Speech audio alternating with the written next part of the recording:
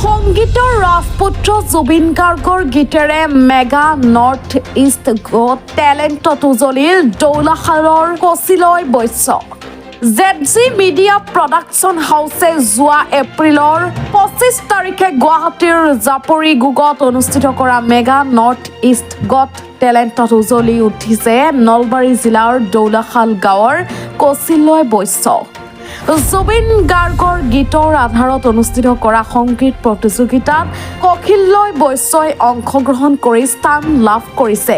জাপৰি গুগৰ মিচিং মুৰং অকাম অডিটৰিয়ামত অনুষ্ঠিত প্ৰতিযোগিতাত কচিলয় বৈশ্যই জুবিন গাৰ্গৰ গান এটি গোৱা না শীৰ্ষক গীতটি পৰিৱেশন কৰি প্ৰতিযোগিতাৰ গ্ৰুপ চিৰ পৰা দ্বিতীয় স্থান লাভ কৰিবলৈ সক্ষম হৈছে।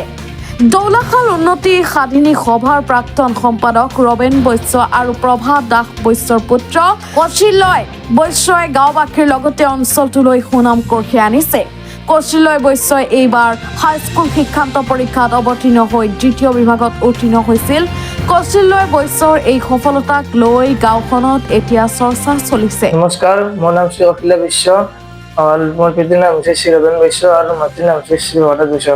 মই দৌলাশাল গাঁৱৰ নিবাসী আৰু মই এইবাৰ মেট্ৰিক পৰীক্ষাত দিছিলোঁ দৌলাশাল হাইস্কুলৰ পৰা আৰু ছেকেণ্ড ডিভিজন পাই উত্তীৰ্ণ হৈছোঁ। যোৱা 25 তাৰিখে ZG মিডিয়া প্ৰডাকশ্যনত অনুষ্ঠিত হোৱা মেগা নৰ্থ ইষ্ট গট টেলেণ্টত ছিংগিং কম্পিটিশ্যনত মই গ্ৰুপ চিৰ পৰা ছেকেণ্ড পজিশ্যনত উত্তীৰ্ণ হৈছোঁ। ইয়াত মই জুবিন গাৰ্গৰ গান এটি গোৱা না গীতটিত মঞ্চত মই কণ্ঠদান কৰিছিলোঁ। গান এটি গোৱা না মা হাত তোলাই দিয়া না মা সপোন হেৰালে কিনিবা বিচাৰি আনি দিয়া না মই শুব পৰা নাই মা বুকুখন বিষাইছে মা গান এটি গোৱা না মা হাত তোলাই দিয়া না মা।